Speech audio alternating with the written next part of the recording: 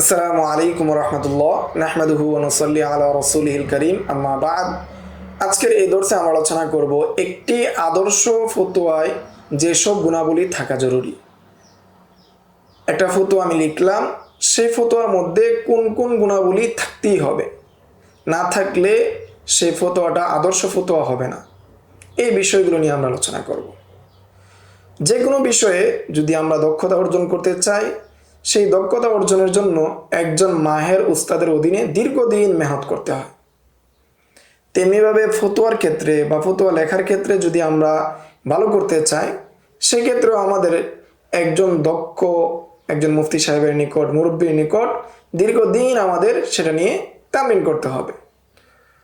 যদি দীর্ঘদিন আমরা অনুশীলন করি, তাহলে এর মাধ্যমে আমাদের ফতোয়াগুলো আদর্শ মানে উত্তীর্ণ হবে এবং সুন্দর হবে। তো এখন আমরা আলোচনা করব যে কোন কোন গুণাবলী একটি আদর্শ ফতোয়ার মৌলিক বিষয় বা একটি আদর্শ ফতোয়ার মৌলিক বিষয় বলে বিবেচিত হয়। একটি ফতোয়া যদি আদর্শ ফতোয়ায় উত্তীর্ণ করতে হয়, তন্মধ্যে প্রথম যে গুণ সেটা হলো যে ফতোয়া বাহুল্যমুক্ত হতে হবে। অতিরিক্ততা, সেটা হতে পারে অক্ষর, শব্দ কিংবা বাক্য।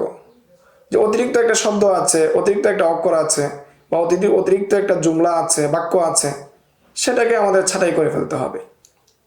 যদি অতিরিক্ত কোনো বাক্য, অতিরিক্ত কোনো কথা থাকে, তাহলে সেই ফতোয়া কখনোই একটি আদর্শ ফতোয়া হতে পারে না।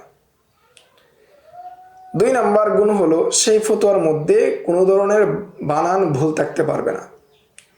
যদি সেই ফতোয়ায় বানান ভুল থাকে, তাহলে সেটা আদর্শ মানের ফতোয়া হিসেবে গণ্য হবে না। 3 নাম্বার হলো বাংলা বানানে যে মাত্রা রয়েছে, সেই মাত্রার ভুলও থাকা যাবে না। যদি মাত্রা ভুল থাকে, তাহলে সেটাও আদর্শ ফতোয়া হিসাবে গণ্য হবে না। এমনিভাবে আরবি, অর্থাৎ আরবি যখন লিখবো, আল আদিল্লাতুশ শারঈয়া যখন লিখবো, শরঈ দলিল যখন লিখবো, সেখানেও আমাদের দাড়ি, কমা, অন্যান্য যে কওয়াইদুল ইমলা রয়েছে, আলামাতুত তারকিম রয়েছে, সেগুলো থাকতে হবে।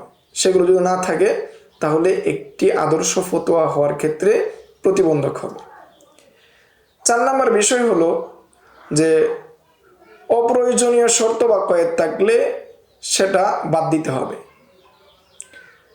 সেটা যদি থাকে, অর্থাৎ অপ্রয়োজনীয় কয়েদ যদি থাকে, তাহলে কখনোই এটা আদর্শ ফতোয়া হবে না। 5 নাম্বার প্রয়োজনীয় শর্ত। প্রয়োজনীয় শর্ত না থাকলেও আবার কি হবে না, আদর্শ ফতোয়া হিসাবে গণ্য হবে না। 6 নাম্বার লেখা স্পষ্ট হওয়া। আমি লিখলাম কিন্তু আমার লেখা পড়ে মুস্তাফতি বুঝতে পারলো না, তাহলে বা অস্পষ্ট থাকলো তার জন্য, তাহলে সেটা কখনোই একটি আদর্শ ফতোয়া হতে পারে না। 7 নাম্বার বিষয় হলো বাংলা ভাষায় 2টি রূপ রয়েছে, সেটা হলো সাধু ভাষা এবং চলিত ভাষা। যদি আমরা সাধু ভাষায় লিখি, তাহলে শুধু সাধু ভাষায় আমরা উত্তর দিব। যদি আমরা চলিত ভাষায় উত্তর লিখি, শুধু চলিত ভাষায় উত্তর দিব। তো সাধারণভাবে মুস্তাফতি চলিত ভাষায় প্রশ্ন করে থাকেন, সেই হিসেবে আমরা চলিত ভাষায় উত্তর দিব।